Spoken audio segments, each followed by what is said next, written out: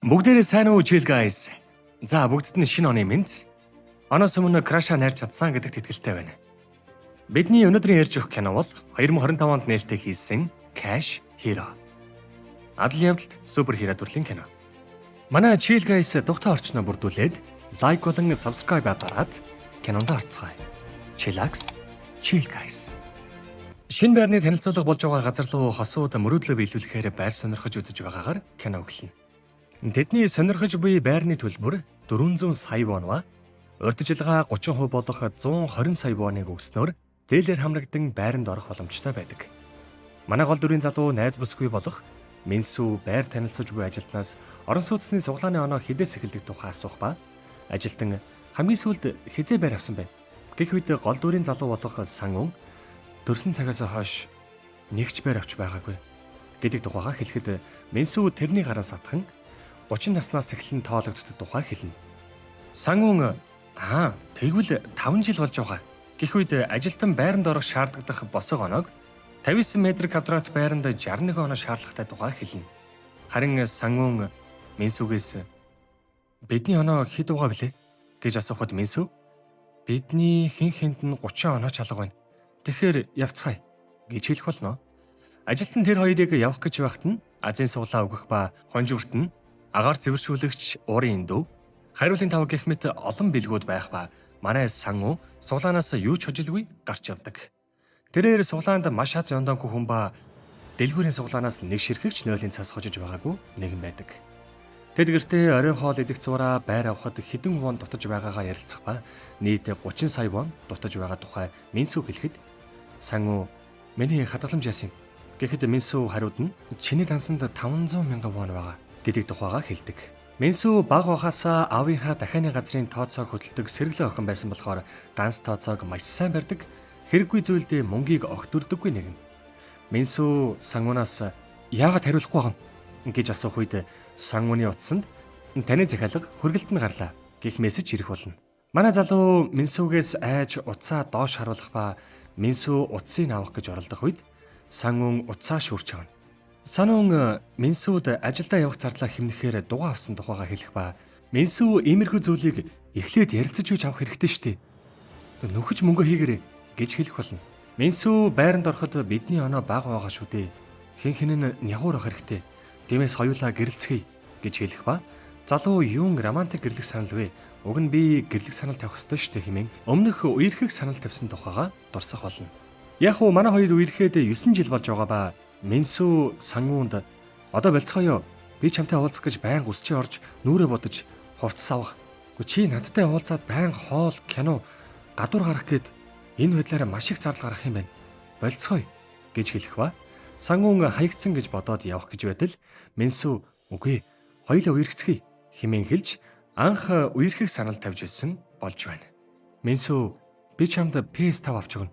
Сангун хэрвээ одоо цаа гэж хэлвэл энэс болоод гэрлэж байгаа юм шиг санагдах юм байна гэж дотроо бодох болно. Минсу амааргүй байгаа юм гэх үед тэгье хэмээн зөвшөөрөх болно. Ийхүүтэд гэрлэхэр болтгоо. Минсу аль хэдийн бүх мэдээллээ гэрэлтийн бүртгэлийн хуудсан дээр бүгэлсэн байх ба энийг харвал ямар их төлөвлөгөөтэй эмийг урьдчилан хийдэг болох нь харагддаг. Сангун гэрлэлтийн бүртгэлийн хуудасаа харж байх хооронд аав нь тэрнийг хүрээ дээр өгөх юм байна хэмээн дуудах болно. Минсу харин юу өгөх гэж байгаа бол мөнгө гэх үед Сангун бас л хэрэггүй зүйл байгаа биз. Өнгөрсөн жил хэтэрхий их байцаа тарьчихад газар болохгүй тулд багцлаад ав гэдэг юм чинь. Хүлээх хэрэггүй. Манжин эсвэл байцаа л байгаа биз хэмээн ярилцах болно. Маргааш өглөө нь Сангун аав ээжийнх рүүгээ явах ба гэртээ ирэх үед нь ээж нь тэрнийг тосож авна. Аав нь цаанаас нь ороод ир хэмээн хэлэх болно. Сангун аав дээр очих ба баг байхасаа ядуу зүд рүү өсөж өдөр тутмын л хоолоо олдог айлд хүмүүжсэн хүүхэд ба багада цуглуулж байсан тэрний гахаатай мөнгийг аав нь авч явахаар гарах гэж байхад Сангун булаацалдж байсан түүхтэй байдаг. Аав нь тэрэнд тэтгэвртэй гарсан тухайга хэлэхэд тэрэнд мөнгө байгаа эсхийг асуух ба тэр даруйхан хэд хэрэгтэй хэмээн төрөвчөө гаргаж ирэхэд аав нь зүгээр л 10,000 вон хат хангалттай ингэж хэлээд төрөвчнээс нь суглан авдаг. Сангуны гараа сатгаад аав нь Сангуна чи анхааралтай сонсч байна. Би чамд одоо нэг зүйл зарах гэж байна. Юу? Юу юм бэ? Янз бүрийн сүлжээ юм уу? Энэ бол манай гэр бүлд үе дамжин ирсэн зүйл. Юу? Би хангалттай сайн хийсэн. Одоо энийг чи үргэлжлүүлэх цаг нь болсон. Та ч одоо юу яриад байгаа юм бэ? Тавьж байгаа дээр. Гэх үед Сангууны гарыг хүчтэй хатах тэр үед байшин савлж газар хөдөлж байгаа мэд аав нь бүр хүчтэй тэрний гарыг мушгин эргүүлэх болно. Сангуун өвдөж байгаагаа илтгэхэд тэрний гарыг улам ихээр атхан ясын бяцалсаар байх болно. Сангуунд өгсөн зүйл бол маш хүчтэй хүч чадал ба үеэс үе дамжин өөрөөсөө өөр хяндаж хэлэхгүй нуусаар ирсэн зүйл байдаг. Сангуунд хүчээ шилжүүлж дуусаад аав нь тэрний дух руу хадагч машинаар 2 удаа буудах ба Сангууныг өглөө гэж бодтол духанд нь зоогдсон шүрүүп өөрөө сугаран гарч духанд нь өлсөн сорив хормын дотор зүгээр болох болно. Сангуун сандран босож "Миний дух" хэмээн тухай барин босож ирээд ямар ч сорив шарах байхгүй болсон байгааг анзаарч гайхах болно. Энэ юу вэ? Энэ бол супер хүч. Би бас чиний насан дээр өвөөгөөс чинь энэ хүчийг худалдаж авч байсан юм. Яг одоогийн чам шиг хүсээгүй байхад чинь шүү дээ. Юу? Их мөнгө байх тусам чи илүү хүчтэй болж шарахч нь эдгэрнэ. Гэхдээ нэг асуудал байна. Төрөвч нэ. Гэх үед Сангуун төрөвч нэж үзэхэд тэрний төрөвчнөөсөн бүх мөнгө байхгүй болсон байдаг. Их хүч ашиглах тусам илүү их мөнгө алга болдог. Ийм хүчтэй гэдгээ хэндэж хэлж болохгүй шүү. Ердөө 2 дүрмэл бий. Тусламж хэрэгтэй хүмүүст чимээгүй тусал бас бусдын мөнгөнд гар хурч болохгүй шүү. Байзараа. Тэгэхээр таны хэлж байгаагаар их мөнгө өрөх тусам миний хүч улам нэмэгдэн гэсэн үг үү? Тэгэхэд би бусдын төлөө энийг ашиглах ёстой гэж юу? Тийм ээ. Би тийм амар ашиглах хүн биш шүү. Би хүсэхгүй байна. Чи энийг хийх л болно. Тийм бол энэ хүчээ буцаагаад аваа. Маа. Нэгэн төвлөж авсан бол буцаах боломжгүй. Би одоо тэтгэвртэй гарлаа. Би зөвхөн тэтгэвэр тоологдох хүртлээр хийхээр төлөвлөж байсан юм. Өөр хүнд зарах боломж байхгүй юу?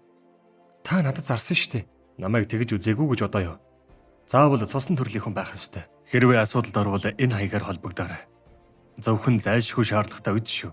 Гэж хэлээд тэрэнд мөнгө зайлдаг газрын нэрийн хуудсыг өгдөг. Хүчээ ашиглах үед зооснууд өөр мөкшиг унана. Дээр үед 10,000 вон өрөхөд 500 вон буцаад ундаг байлаа. Харин одоо үед энэ их мөнгө биш шүү дээ. Урдаа унснаа ч хамаагүй түүж ав. Бусдад туслахын тулд сохор зоосыг ч хэмнэх хэрэгтэй болно. Генетэ супер хөвч хөвлөн авсан тэрээр Минсүүд хамаг болсон явдлаа хэлэх ба Минсүүд тэрний хэлсэн зүйлд итгэхгүй, тэрнийг гэрлэхээ сайж худлаа зүйл хэллээ хэмээн хэлэх болно. Итгэхгүй байгаа Минсүүд үнэн болохоо батлахаараа төрөвчнээсээ 10,000 вон гаргаж ирээд Дөрнекний төмрийг мушгин харуулах болно. Минсүү Сангууныг интернетээс ямар гэжин хачин элб сурчих хэмээн итгэж өгөхгүй байгааг харсан Сангуун дахин нотлохоор 10,000 воныг өмднийхөө карманд хийж хажуу талынхын турникийг нуглан харуулах болно. Минсүү тэрнийг хэрэг хэмжээний мөнгөөр ямар хэмжээний хүч гаргаж чадах болохыг шалгаж үздэг. Сангуун зөвхөн бэлэн мөнгө байгаа үед л хүчээ ашиглах боломжтой ба хэрвээ тэрний мөнгө дуусвал энгийн хүн шиг хүчгүй болдог гэдгийг мэдэж авдаг. Тэд энэ хүчээрээ мөнгө олох боломжтой эсхээ бодож үзэх ба UFC-д орж тулалдлаа гэхэд мөнгө дуусвал баларх болно хэмээн Минсүү хэлэх болно. Минсүү болон Сангуун хоёрын гаргасан шийдвэр бол супер хүчийг ашиглахгүй байх. Тэрээр ажлын хамт олон болон бусад хүмүүст хүгэн амтан болж хувирдаг. Яагаад гэвэл ажилдаа явахдаа хэд их хүч гаргахгүй, алхаж явхаас эхсүүлээд ус өргөж дийлэхгүй байгаа ажлын эмэгтэй хаалга барьж өгөөгүйгээс болж кофегоо ингэртэй хасгаж байгаа залуу. Хүнд юмөргсөн эмээ гэх мэт тэр хүмүүст туслахаар хүч ашиглаж хамаг мөнгөө зоос болгон хувиргаж байр авах гэж байгаа тэдний хувьд хэрэгцээгүй зардал үүснэ гэсэн үг. Байрны урьдчилгаа мөнгө олохоор Минсүү хэрэгцээгүй ашиглахгүй байгаа зүйлсээ зарах санал гаргах ба Сангуун дургүй байсан гэдэж зөвшөөрөхөд Минсүү аль хэдийн тэрний 2 таблет, ширээний гэрэл, хоолны ширээ гэх мэт зүйлсийг зарсан байдаг. Сангуун зарсан зүйлээ авч байгаа хүмүүстэй өгөөд зарж олсон мөнгөөрөө PS5-ыг авахаар нэгэн ахтай олцдог. Тэр ах мөнгөний бололцоогүйгээсээ болоод хүүхэдтэйгээ тоглодог байсан PS5 манай Сангуунд зарж байгаа болж таарлаа. 450,000 вон ахад төлөөд Сангуун салах ба яг авах үед нь нөгөө ахыг годомчны мухарт хідэн залуус зодож мөнгийн дээрэмдэж байдаг. Сангуун гэрээхээ зүйлийг зарж багахан үлдсэн мөнгө нь байсан ба туслах үед нь өөрт нь байгаа бүх мөнгө нь замхран алга болох тул Аргагүй ирэхэнд дээрэмдүүлж билсэн ахыг хаяад туслалцаа үзүүлэлгүй гэртээ хайрдаг. Бас ийм хүчтэй мөнгө олох гэж байгаа хүмүүс үнэхээр хэцүү ч юм а та. Гэртээ ирээд худалдаж авсан PS5 тоглож байгаад Сангууны гарн дээр ихэнх хэмжээний харшил гарсан байгааг харагдана. Дараагийн өдөр нь Сангуун ээжтэйгээ кофе шопд уулзах ба ээж нь автын цуг гадагшаа аялах гэж байгаа талаар хэлж бэлнээр 30 сая вон байр авахтаа нэмэрлэрээ хэмээн өгнө. Тэгэх үедээ тэрний гар болон хүзүүн дээр гарсан байгаа зүйлийг хараад яг автайгаа ижлэх юм гарч байгаа юм да. Яагаад аавынхаа энэ харшлыг дуурайчихсан байдаг байна хэмээн хэлэх болно. Тухайн биен дээр нь гарсан байгаа харшил нь хүчээ ашиглаагүй үед гардаг болж таардаг. Гэхдээ ийм хүчтэй болвол би л аваална. Алах байсан баг. Ээжээсээ 30 сая вон авсан тэр аажмаар болгоомжтой гихчлэн гүүрэн дээр гэрлүүгээ явж байгаа ба Минсу руу залгаад ээж нь 30 сая вон өгсөн байрныхаа урьдчилгааг бүрдүүлчлээ гэж хэлэх тэр агшинд гай газар доороос гэж том аврын машин осол гарган автобустай мөргөлдөн автобус гүүрнээс унах тэр мөчөд Сангуунд байрны урьдчилгаагаа хийгээд шинэ байрандаа ороод хүмүүсийг аврахгүй үлдэх эсвэл хамаг мөнгө хийсгэд хүмүүсийг аврах сонголт үүсдэг. Сангуун орилолд нь тусламж гуйж байгаа хүмүүсийг гүүрнээс сунахаас өмнө амжиж автобустай хүмүүсийг татаж гарган аварч чаддагч. Тэрээр гар хоосон ямар ч мөнгөгүй болон үлдэж цагдаа нар ирснээр 1-р анги дуустдаг. 2-р анги. Нэгэн эмэгтэй хэсэг хүмүүсээс зугтаж байгаагаар эхлэх ба тухайн зугтаж буй эмэгтэй нь манай Сангуунтай ижил супер хүчтэй ба биенээсээ гал гаргаж чаддаг хүн байдаг. Тэгэхээр манай Сангуун ганцаараа супер хүчтэй биш болж таарлаа. Эмэгтэй муу залуустай тулалдаж тэдгэрийг үнэхээр болгож өгдөг. Яг тэр үед хар машинаас Жоно гэх эмэгтэй гарч ирж танайхан супер хүчээрээ бүхнийг шийдэж болно гэж боддөг юм. Энэ үгнээс нь харуул дахиад олон супер хүчтэй хүмүүс байдаг нь ил болдог.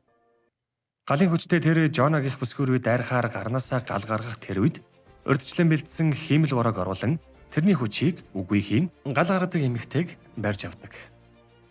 Жоно гэх эмэгтэй нь супер хүчтэй хүмүүсийн хүчийг хүчээр биенээс нь салгаж авдаг муу талын бүлэглэлийн бос ях. Дөрс жилчин 7-Eleven дотор согтуу залуу болон их хэмжээгээр талах идэж байгаа охин хоёр манай Сангууны гүүрэн дээр хүмүүсийг аварч байгаа бичлэгийг хараад манайхан дунд ийм төрөл байдаг үлээ ингэж ярилцсан. Тэд бас супер хүчтэй хүмүүс. Сангуун гүүрэн дээр хүмүүсийг авраад баатар болох биш. Харин түр саадуулах байранд хоригдсан байдаг ба хүмүүс тэрнийг дооглон чи супер хүчтэй гэлөө. Алуу яг одоо харуулах та хэмээн дээрлэж байдаг.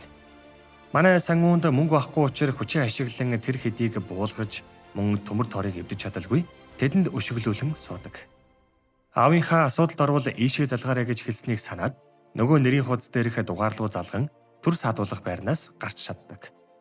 Тухайн залгасан газрын хүмүүс тэрнийг саадуулах газраас ирж авах ба хар машинд авчирдаг. Машин дотор Жонжо зэлийн газрын паг захирал гэх эмэгтэй сууж байх ба чамд мөнгө байхгүй үсттэй сууч хүргээд үгүй хэмээн машиндаа суулгадаг. Харамсалтай нь замдаа аав нь тэдний зээлийн төвд 3 тэрбум вооны өртөө болохыг хэлэхэд Сангуун айсандаа машинаас зогтох гэж оролдох боловч хаалга намгаалгүй тэр эмэгтэй хүмүүс тэрнийг нойрсуулах буугаар буудаж унтуулдаг.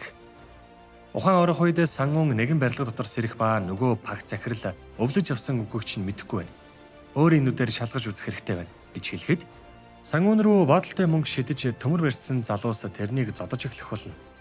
Сангуун юучгүй зодуулан хамаг ясн хуугарч яг тэр үед мөнгөндөө хурч эрүүл болон тэднийг зодох гэж оролдох боловч нэг л болохгүй зодуулан ундаг. Яг тэр үед нэг залууг хананд хийстлэн зохиж тэр залуусыг айлгаж орхино.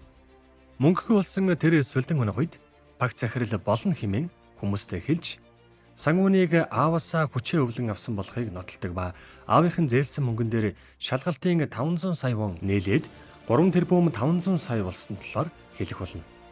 Манай залуу цочирдон сэрнэ.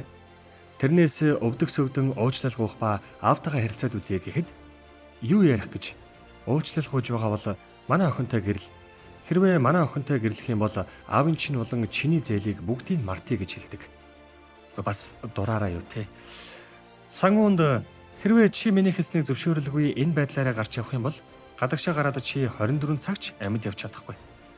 Чиний цалингаараач дийлэхгүй залуус чамайг хүлээж байгаа хэмээн хэлэх ба манай Сангуун гайхан цуухтай зэрэгцэн хөл доор нь 50,000 вон байгааг анзаарч цонхоор үсрэн зогтдог. Гэртээ ирэх үед нь Минсүү тэрнийг гүүрэн дээр хүчин ашигласныг харсан болохоо хэлж уурлан ямар мөнгөөр хүч гаргасан юм хэлээд хэмээн уурлахад Сангун ээжийн хадгаламжийн мөнгө хэмээн хэлдэг. Минсүү хэд байсан юм гэж асуухад манай Сангун 30 сая вон гэж хэлэх ба тэр үед Минсүү цүнхээ барин уурлан гараад явлаа. Тэрний араас Сангун хамаг хурдаараа гарах ба яг гэрээсээ гараад гадаа Минсүү рүү залгах тэр үед тэрний гэр дэлбэрэлтэнд өртөж мөнгөгүй, дээрээс нь орох байргүй болоод өнгөрдөг. Тэрнийг гайхан зогсон байх үед орцноос нь хар хувцастай хэдэн залуус гарч ирэх ба багц захирлын хэлсэн гадуур чинээ цалингаараач дийлэхгүй залуус байгаа. Чи тэдэнд баригдвал дуусах болно гэсэн үгийг санаад хамаг хурдаараа тэндээс зогтдог. Тэрээр аав ээжийнхээ гэрт нуугдан хондог ба өглөөнд сэрэх үед хурмын ордонд их хэмжээний дэлбэрэлт болж гал гарсан тухай мэдээг хараад өмнөх өдөр нь Минсүүгийн найз хурмантай урьдсан болох ирээд цэцэг шүүрч аваарай гэж хэлснийг санаад Сангун хамаг хурдаараа тэрний байгаа газар руу явдаг. Маш их хэмжээний гал гарч хүмүүс бужигналдан байх тэр үед Минсүүгийн дээрээс том хэмжээний юм унаж ирэх ба Минсүүг ингээд л дууслаа гэж бодоход Сангун амжиж ирээд тэрнийг авардаг. Минсүү уйлан Сангуныг тэрэн зогсдог ба тэрний халаас нь их хэмжээний мөнгө угааг анзаараад чи хаанаас мөнгө олсон бэ гэх үед манай залуу байрныхаа урьдчилгаа болон хадгалж үлсэн бүх мөнгөө банкнаас аваад ирсэн байдаг. Минсүү ихээр урлаж тэрнийг чи чинь галзуурчгаа юу хэмээн хэлнэ. Сангун барилгын ханыг цөм цохиж хүмүүсийг нэг нэгээр нь гарган аврах ба гэрлэлтийн бүртгэл дээр тамгаа дарсан болохыг Минсүүд өгөөд багахан хугацаанд романтиклаад амжина. Үгүй өөх гэж байж бас инээлдээд гэрлэе гэж Сангун хэлдэг. Бас л тэ. За яах вэ? Тэднийг баярлаж байх хоорондоо галан дундаас 2 газан боллоо барьсан гарнаасаа гал гаргасан залуу гарч ирэх ба Сангун тэрнтэй тулдгаар зориг шулуудан очиход угаасаа өмнө нь зодтолж байгаагүй тэр эхэндээ барахгүй. Баахан задуулаад хамаг мөнгөө хийд ими өрөөд дуусгах болно. За энэ залууг галт залууг нэрлэлцгээе. Галт залуу тэрний 2 гарыг шатааж авч шидэх ба 10,000 вонтой үлдсэн Сангун сүүлийнхээ хүчийг ашиглан тэрнийг зохих гэж оролдоход нөгөө галт залуу тэрний өдөөс газан боллон барьж боллон дэлбэрэх болно. Хайртай залууга аврахаар Минсүү галт залуу руу чулуу шидэх ба уралсан манай залуу тэрнийг чиглэн ирэх үед Сангун төгөлдөр хорыг шидэн Минсүүгээ аврах болно.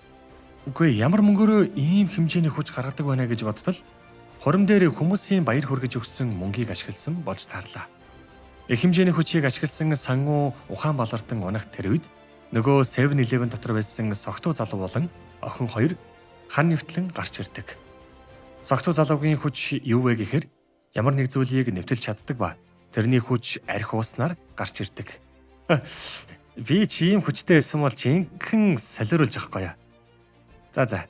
Харин нөгөө охины хувьд юм мэдэж колоро шатааснаар юмсыг алсаас удирдан хөдөлгөж чаддаг супер хүчтэй хүмүүс байдаг.